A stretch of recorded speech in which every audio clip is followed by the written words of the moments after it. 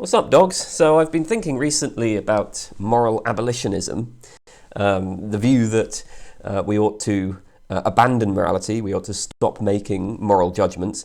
This is a position that comes up a lot in the context of error theory, because if you believe that all moral judgments are false, that raises the question of, well, what should we do with moral discourse? And most error theorists want to preserve moral discourse. They'll say that, well, we can keep using morality but view it as a kind of useful fiction, something like that. But, there are those error theorists who go further and say, well, it's not just that morality rests on this error, right? It's not just that moral judgments are false.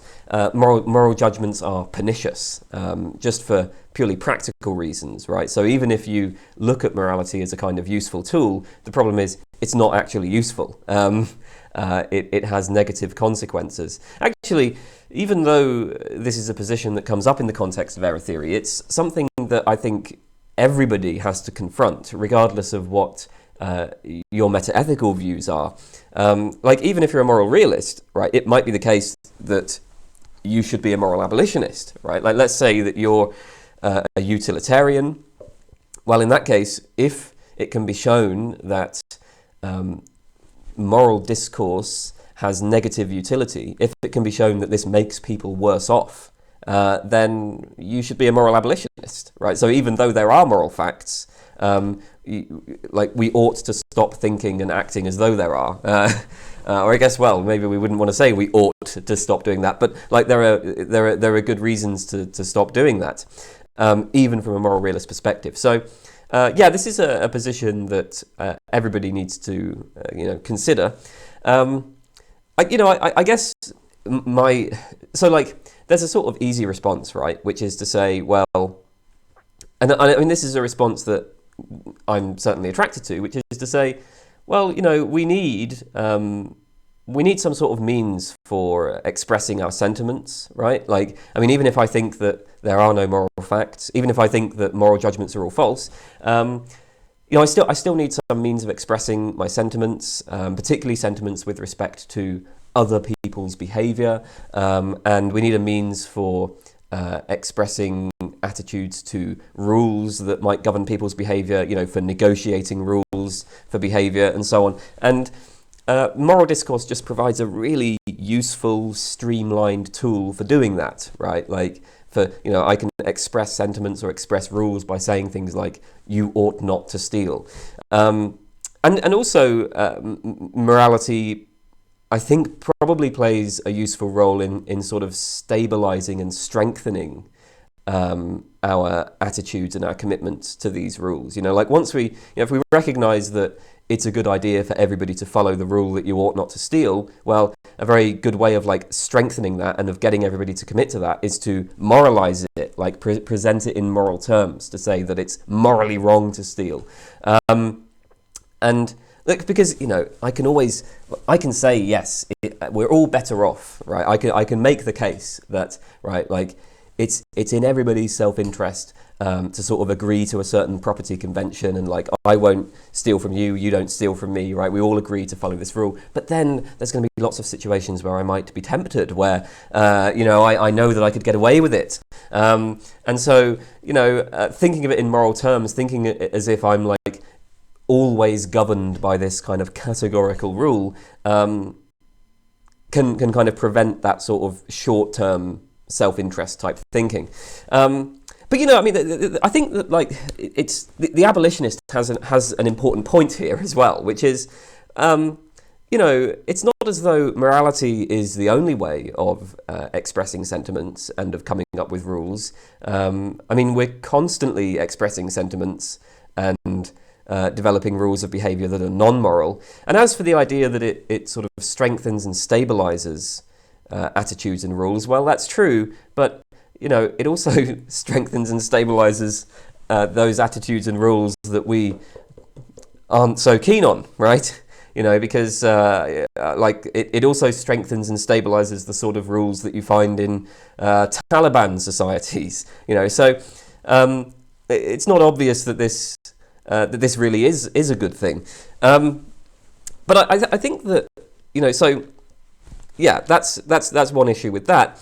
I think for me, the main problem with abolitionism, though, is I struggle to comprehend what exactly it is that we're supposed to be abolishing. So I guess that the problem here, and I mean, this is something that sort of came up in my recent discussion with Lance Bush, right?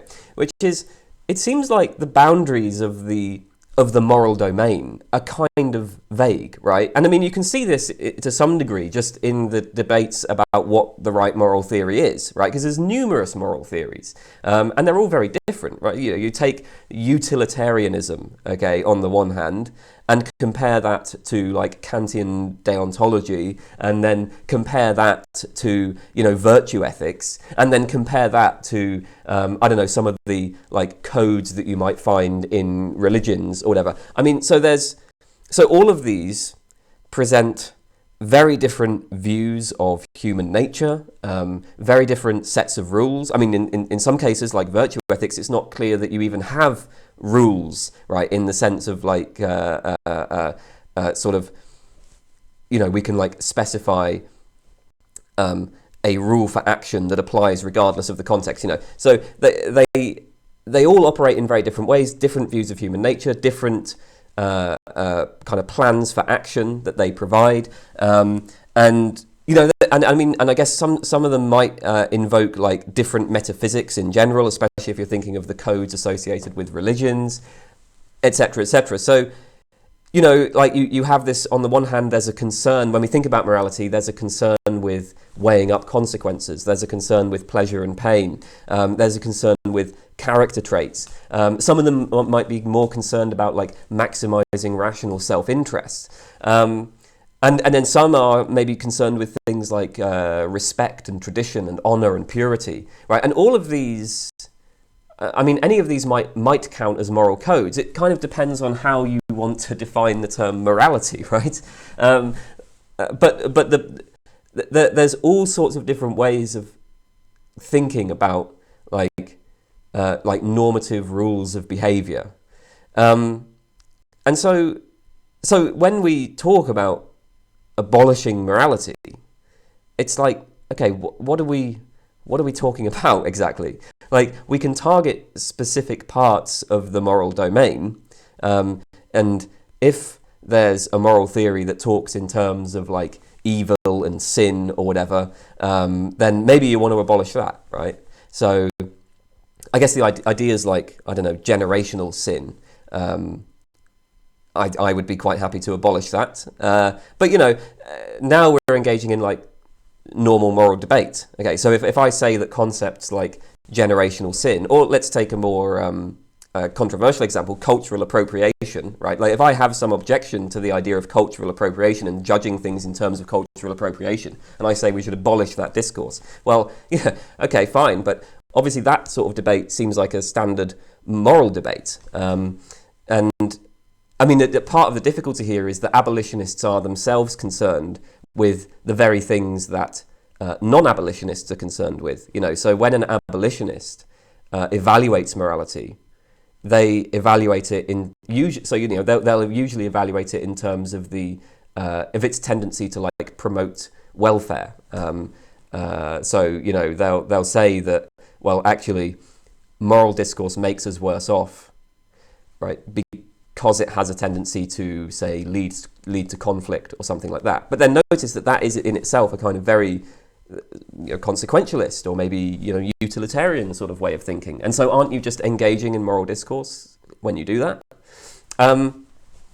So I think this is one of the things that kind of gets me about it, is like, okay, what exactly is it that we're abolishing? And I can understand totally the idea of abolishing specific ways of thinking about morality, but the idea of abolishing morality in general just seems, I'm not sure what that means. And I guess this leads to, there's sort of two further problems that are associated with this, because the moral domain is so broad and so vague, I think there's a sort of ironic way in which moral abolitionism might actually lead to this kind of pious self-censorship, where if we really tried to be moral abolitionists, we would end up being like hyper focused on our own language. We would end up engaging in this like constant self-censorship. We would have to like constantly walk on eggshells around ourselves, you know.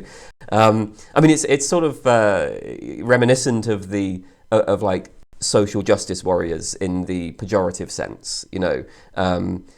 There are certain forms of language that are to be avoided no matter what the context. And so you imagine the kind of person who like gets really mad and offended when they see I don't know, some joke on Twitter or something like that, right? Like, and so if you were to try to become a moral abolitionist, you were to like constantly focus on avoiding commitment to moral views and moral judgments, right? You might end up a bit like this. Again, it's easy enough if you're targeting specific moral views, right? Like if you want to avoid, if you think there's something defective about, I don't know, utilitarianism, or you think there's something defective about a religious moral code, well, you know, that's one thing. But to abolish morality in general, I just think, like, you know, what would it really be like to, you know, to live and to act as a moral abolitionist? And I feel as though it would be like, you know, it would be like being a fundamentalist Christian, right? Who is, again, like, you know, there are certain things they must not say. Or like a really kind of hardcore social justice warrior, right? Who's just constantly monitoring their language and the language of others, constantly walking on eggshells. I mean, or at least maybe you wouldn't have to do that, right? But you would on the one hand, you would either, right, be like kind of micromanaging language, right? Constantly self-censoring, constantly calling out other people when they use moral terms, right? That's one way to take it. Or you would end up, I guess, acting insincerely, right? Like, so you could just allow yourself to moralize and accept it when other people moralize and so on. But, you know, then you're not really doing anything in the service of moral abolitionism. So maybe you could say, well, moral abolitionism would be a good thing, right? But then maybe you'd like promote it as like an ideal, but then you wouldn't really live it out, right? So like in practice, you're not doing anything to achieve it. So yeah, so that's one issue, right? And I guess, you know, I mean, I'd said that this is sort of ironic because I think that this kind of like pious self-censorship, that sort of thing, that's certainly not something that the people who usually call themselves abolitionists are likely to, you know, that's not something that's in line with their sort of sentiments, right? Abolitionists are, I think, more likely to point out that those kind of close-minded attitudes are precisely the problem with morality. You know, they will say that moral judgments so easily become, you know, they make people close-minded and they make people into moralizers in the negative sense. But because morality is such a broad thing, you know, it's so vague, moral abolitionism becomes perilously close to this, I think. And so yeah, I mean, so that's one issue, and then I guess there's another issue of like there's a danger that in promoting moral abolitionism you slip into self-refutation, and I don't know if this is. I'm not really so persuaded by this. I don't usually like the self-refutation arguments, but I'm going to make this point anyway because who cares? This is just a silly little YouTube video. But yeah, I mean, like generally speaking, when people say like eliminativists are self-refuting and so on, I don't like those kinds of arguments. But I'm going to make this point anyway. So yeah, like when we think about how to promote moral abolitionism, one way to do it is, I mean, like I guess you can look at it from an entirely like self-interested, prudential point of view. You can kind of say, well, you can say like it's better for me if I don't engage in moral discourse, but then you don't make any claims about others. Or maybe you think, maybe you don't like it when other people engage in moral discourse, but you know, you don't like try to persuade them or anything. It's just like a personal view. It's just something you have, you know. But of course, that's not how abolitionists actually argue. I mean, obviously, no, they promote this, right? Moral abolitionism isn't merely a matter of one's personal likes and dislikes. It's something it's a position that they are arguing for other people. So, you know, it's not analogous to, like, for instance, I dislike vanilla ice cream. That's a lie. I actually like vanilla ice cream, but that's the first thing that came into my head. So, it's like, I dislike vanilla ice cream. Well, that's not a philosophical position, right? Like, if you're promoting something to others as being like, this is the way we should live, then you've got a philosophical position. And that's what abolitionists do. They weigh the benefits and costs of morality from a social point of view. But aren't you now just engaging in moral reasoning?